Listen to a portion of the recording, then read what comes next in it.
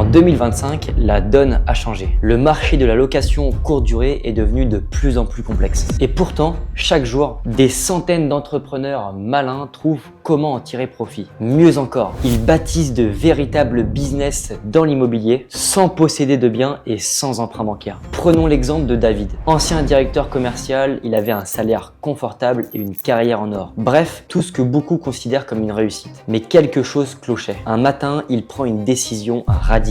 Dire adieu à la vie parisienne, revenir sur ses terres d'enfance et développer ce fameux business. Et il n'est pas le seul. Il y a aussi Grace et Clinton, un couple qui a démarré de zéro et qui en seulement 88 jours a réussi à générer 5 000 € par mois grâce à cette activité. Maintenant, ils ne courent plus après le temps et profitent pleinement de leurs 3 enfants. Puis Léo et Simon, 2 meilleurs amis qui ont décidé de lancer leur activité en parallèle de leurs études et qui ont cartonné en moins de 3 mois. Et des exemples comme ça, j'en possède des dizaines d'autres. Tu te reconnais peut-être en eux parce que moi, oui. Je m'appelle Martin et il y a 3 ans, je me suis associé avec mon ami Ryan dans une activité qui allait complètement changer ma vie. C'est la conciergerie Airbnb. Je suis passé de salarié chez Auchan, dans un job qui prenait tout mon temps et mon énergie, à la gestion d'une conciergerie de plus de 30 biens, entièrement automatisée sans en posséder un seul. Résultat, un système qui me génère plus de 10 000 € par mois et surtout qui m'a offert une vie plus libre et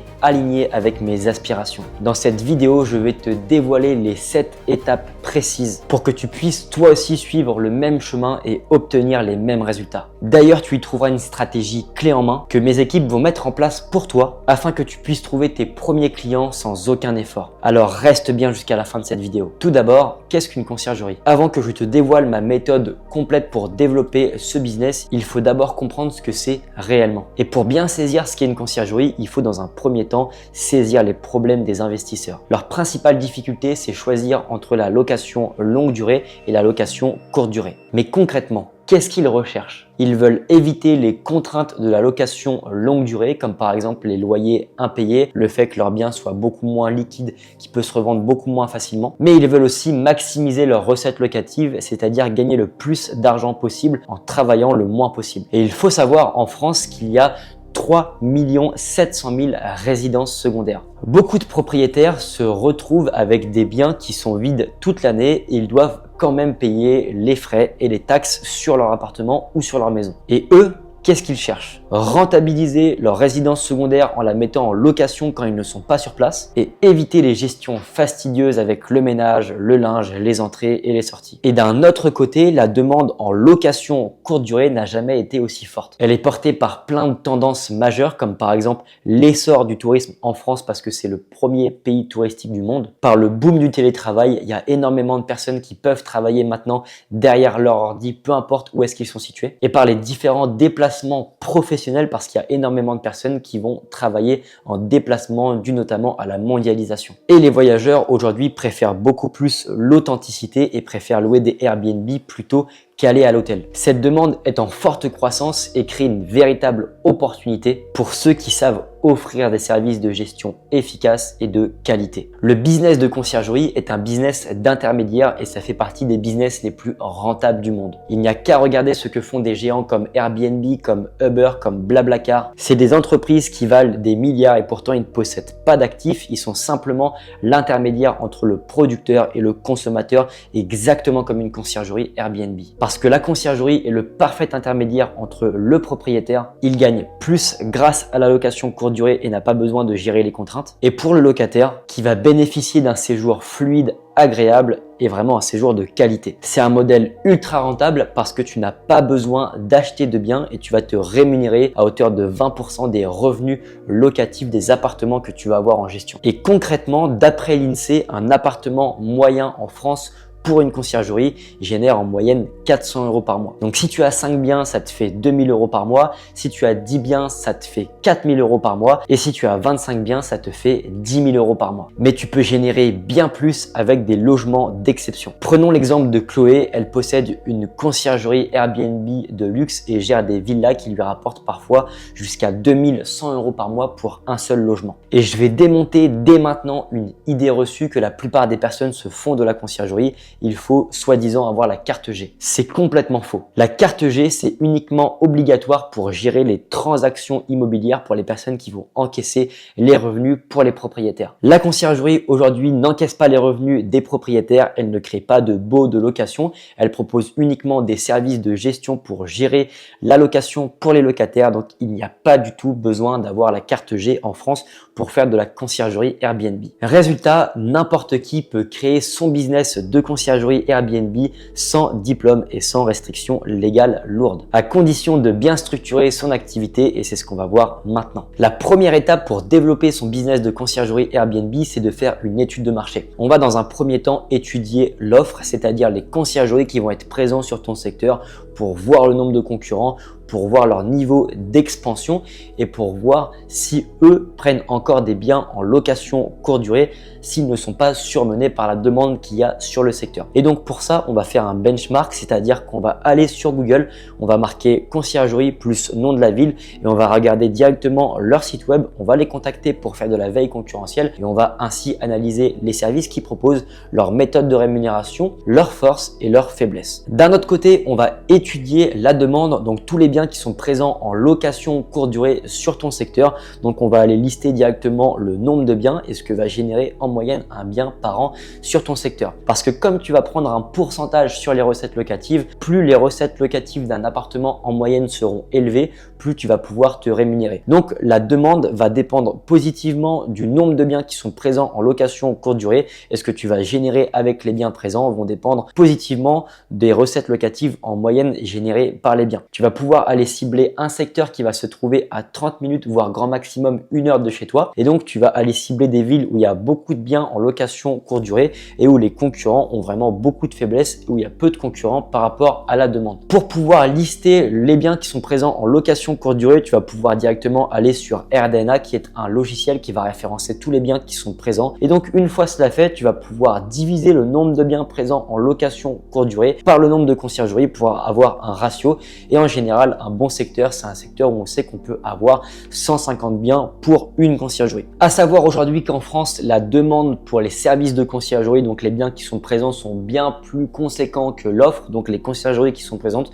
Donc trouver des clients n'est pas forcément ce qu'il y a de plus compliqué. Mais comme le marché se complexifie, je vais te parler justement exactement comment est-ce que toi aussi tu peux trouver des clients. Donc reste bien, je vais en parler juste après. Ensuite, la deuxième chose, c'est qu'il va falloir construire son offre commerciale. Et la conciergerie, c'est quelque chose qui n'est pas compliqué, qui n'est pas complexe. Il suffit en fait simplement de réceptionner des gens chez soi et de les accueillir chaleureusement. Donc tout le monde peut faire, même sans compétences et sans connaissances de départ. La première chose qu'il va falloir faire, ça va être de déterminer les services que tu vas proposer avec ton business. Donc on va s'occuper d'une gestion complète où la mission ça va être on s'occupe de tout. Grâce à moi vous allez travailler moins et vous allez gagner plus. Pour travailler moins, on va s'occuper de la partie entrée-sortie, le ménage, le linge, la communication avec les locataires, tout ce qui est maintenance. Et pour tout ce qui est partie optimisation, donc gagner plus, ça va être création de l'annonce, optimisation du référencement, gestion des stratégies de prix et optimisation des stratégies calendaires. Ensuite, tu vas aussi déterminer la manière dont tu vas délivrer tes services. Donc, comment est-ce que tu vas t'occuper du ménage, du linge, de la communication, etc., etc. pour pouvoir l'expliquer aux propriétaires. Et enfin, tu vas aussi pouvoir déterminer la manière dont tu vas te rémunérer grâce à ton business de conciergerie. En l'occurrence, tu vas prendre un pourcentage qui va équivaloir environ à 20% et tu vas prendre en plus un forfait ménage-linge qui va te servir de pouvoir payer ton aide ménagère. Et donc, toi, ta marge sera vraiment sur les 20% des recettes locatives et c'est pour ça qu'un appartement en moyenne en France va t'apporter 400 € de marge par mois. Une fois que tu sais sur quel secteur tu vas aller, une fois que tu connais tes services, comment tu vas les délivrer et comment tu vas te rémunérer, il va falloir troisièmement créer ton entreprise. Au début, t'embête pas, pars directement sur une auto-entreprise, ça va être beaucoup plus simple et je vais t'expliquer pourquoi. Parce que fiscalement, c'est beaucoup plus intéressant qu'une société au début. On va ne payer uniquement de l'impôt que sur son chiffre d'affaires et le montant des cotisations en France est d'environ 20%. C'est-à-dire que si tu fais 100 € de chiffre d'affaires, tu vas déclarer à la fin du mois à l'URSSAF 100 € et donc tu vas payer 21 € d'impôt qui va directement partir à l'État. Ensuite, comment créer une auto-entreprise? C'est très simple, ça coûte 0 €. On peut directement le créer sur l'INPI, donc c'est le site gouvernemental pour créer cette entreprise. La formalité se fait fait très rapidement en 45 minutes. On a sa synthèse et son extrait cabis pour pouvoir directement être en mesure d'assurer son activité et de pouvoir encaisser ses premiers revenus en signant ses premiers clients. Et ensuite, comment est-ce qu'on fait pour déclarer? On va directement sur l'URSSAF à la fin de chaque mois. On va déclarer son chiffre d'affaires et donc on va à la fin après pouvoir directement régler l'URSSAF au niveau des cotisations qu'on va payer. À partir du moment où tu vas faire les démarches pour créer ton auto-entreprise sur l'INPI, tout sera indiqué exactement. Comment est-ce que tu fais pour créer ton compte sur impôts.gouv, comment est-ce que tu fais pour créer ton compte sur l'URSSAF et du coup pour déclarer, pour pouvoir être dans les règles. Ce qui est très intéressant avec l'auto-entreprise, c'est qu'il n'y a pas de comptabilité à tenir, donc il n'y a pas de comptable à payer, il n'y a pas de frais à la création et donc c'est vraiment une structure qui te coûte 0 € quand tu ne génères pas de revenus. Et enfin, quatrièmement, ça va être la partie stratégie d'acquisition, donc trouver des clients. D'ailleurs, tu verras un petit peu après au niveau du business model que tu n'auras pas besoin de trouver des clients chaque mois parce que les clients que tu vas signer maintenant vont rester avec toi sur du long terme. Encore une fois, la demande en location courte durée pour des services de conciergerie est beaucoup plus élevée que le nombre de conciergeries. Donc trouver des clients n'est pas de ce qu'il y a plus compliqué, mais il y a quand même des stratégies efficaces à suivre qui vont t'apporter beaucoup de prospects sans forcément faire beaucoup d'efforts. On va avoir 3 piliers. Le premier pilier, ça va être la prospection one shot. Donc ça va être d'aller contacter des propriétaires qui possèdent des biens en location courte durée pour les démarcher et pour les emmener vers un rendez-vous. Donc là, il y a plein de stratégies dans ce premier pilier, comme par exemple la prospection sur Airbnb, sur Le Bon Coin. Les stratégies sont vraiment complètes. Après, le deuxième pilier, ça va être la prospection relationnelle. Donc ça va être de créer des relations avec des personnes qui connaissent des personnes qui ont des biens en location courte durée, de créer des contrats d'apporteurs d'affaires avec eux. Et donc, dès qu'ils vont t'apporter des clients, tu vas les rémunérer à hauteur du client. Donc ça peut être 300 ou 400 € par contrat signé, ou ça peut être un pourcentage sur les bénéfices qui va être généré par le client qu'ils vont t'apporter. Et enfin, le troisième pilier, c'est mon préféré, c'est celui qui fonctionne le mieux, c'est la prospection grâce au support de communication. Ici, tu vas retourner la prospection, c'est pas toi qui vas aller vers tes clients, mais c'est tes clients qui vont venir à toi, donc tu n'auras pas à prospecter. Et donc là, je pense en partie à tout ce qui est site web, page Google My Business, page Facebook, carte de visite, flyer et les différentes publicités que tu peux faire sur Meta, donc sur Facebook, sur Instagram, mais aussi sur Google. D'ailleurs, aujourd'hui, maîtriser les stratégies d'acquisition et de marketing pour convertir des prospects en clients grâce à son site web et grâce aux stratégies Facebook Ads et Instagram Ads, ça demande des compétences et nous, on maîtrise véritablement ces compétences. C'est pourquoi avec l'équipe Concierge Elite, on a décidé de t'apporter tes 3 premiers clients pour ton business de conciergerie. Oui, tu as bien entendu tes 3 premiers clients, soit un revenu de 1 200 € par mois sans que tu n'aies rien à faire. On t'apporte les contrats et on t'apporte les clés directement sur un plateau. Cette stratégie, on l'a mis en place avec Théo, expert en stratégie Google Ads et en stratégie Meta Ads, qui a déjà appliqué ces stratégies pour une personne de l'accompagnement qui s'appelle Alexandre et qui a déjà signé plus de 10 biens. Et ensuite, il y a David qui va rentrer dans la boucle, expert en vente. Il va t'expliquer exactement comment est-ce que tu vas faire pour pouvoir convertir ces prospects qu'on va t'apporter en clients. Donc, si tu veux savoir si ces stratégies sont adaptées pour toi, rends-toi directement en description. Il y aura un lien et tu pourras prendre un appel soit avec David ou soit avec moi et on va t'expliquer exactement comment ça fonctionne et comment est-ce qu'on peut t'aider. Étape numéro 5, la mise en place de son premier appartement. Félicitations, tu as signé le contrat, tu as récupéré les clés du logement, c'est ton premier bien sur Airbnb.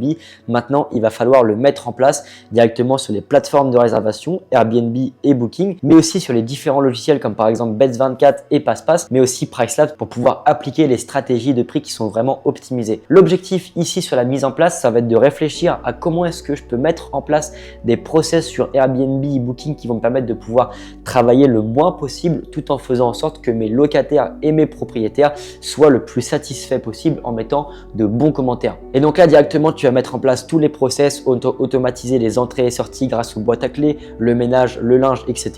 Il y a une vidéo sur notre chaîne qui t'explique exactement comment mettre en place un bien. Je t'invite directement à aller la voir. Tu verras, on t'apporte toutes les choses qu'on sait à ce niveau. Donc pour ça, c'est très simple. Pose-toi la question suivante. Comment est-ce que je peux faire pour mettre en place l'appartement sur Airbnb et Booking de sorte à ce que ça me prenne le moins de temps possible en termes de gestion et de sorte à ce que les locataires soient le plus satisfaits possible. Et donc pour ça, il y a tout un process étape par étape à suivre et il faudra aussi faire en sorte d'optimiser le référencement en créant une annonce vraiment optimisée sur Airbnb et Booking pour pouvoir être le mieux référencé possible, avoir le plus de visibilité et donc avoir le plus de chances possible pour prendre des réservations. Ensuite, l'étape numéro 6, ça va être de développer la prospection. Et donc là, tu vas pouvoir utiliser l'argent que tu vas générer avec ton appartement pour pouvoir le réinvestir en publicité sur Google Ads et sur Meta Ads pour pouvoir avoir de plus en plus de clients qui rentrent dans ta conciergerie. Il faut vraiment voir ça comme un investissement. Un appartement que tu vas récupérer en gestion, ça va te rapporter 400 € de marge par mois sur un contrat qui va durer au minimum 6 mois. Donc 6 clients à 400 € par mois, ça fait 2400 € de revenus, ce qui fait qu'un client va te rapporter au minimum 2400 € de marge. Donc tu pourras réinvestir derrière l'argent que tu vas gagner pour pouvoir développer ton activité, continuer à automatiser, augmenter tes revenus et avoir une activité pérenne comme nous, on a une trentaine de biens en gestion qui nous rapporte aujourd'hui plus de 10 000 € par mois. Et ensuite, la 7e étape, ça va être d'automatiser son business pour faire en sorte de sortir de l'opérationnel et d'y consacrer le moins de temps possible. La première chose, c'est que tu vas t'entourer d'une aide ménagère qui va directement gérer le ménage sur place et qui va aussi gérer le linge en lui mettant en place un process qui va lui expliquer exactement qu'est-ce qu'il y a à faire à quel moment dès qu'elle va rentrer dans l'appartement pour gérer le ménage. Donc là, tu pourras automatiser grâce à PassePass. Ensuite, tu vas pouvoir aussi mettre en place un assistant virtuel qui va s'occuper de la communication, donc de gérer les messages, de gérer la comptabilité et de gérer la communication avec les propriétaires pour que toi tu puisses sortir de ça. Tu vas pouvoir automatiser aussi les entrées et les sorties grâce au système de boîte à clés. Il existe toujours des systèmes pour automatiser, même si c'est pas avec une boîte à clés, on va trouver d'autres solutions. Tu vas pouvoir aussi mettre en place une équipe de maintenance, donc des personnes qui vont pouvoir intervenir pour régler les problèmes de petite maintenance et de grosse maintenance quand ça va être nécessaire. Et tu vas pouvoir aussi directement automatiser les stratégies de prix grâce à des logiciels comme Pricelabs. À ce moment-là, tu n'as plus qu'à encaisser les revenus et tu n'as même plus besoin de prospecter parce que quand tu vas récupérer un client en conciergerie, comme je te le dis, ça va te générer en moyenne 400 € par mois par appartement et tu vas pouvoir aussi signer des contrats de prestation de service sur au minimum 6 mois et donc tes propriétaires, tu vas les conserver sur du long terme, ce qui fait que tes revenus vont s'accumuler avec le temps.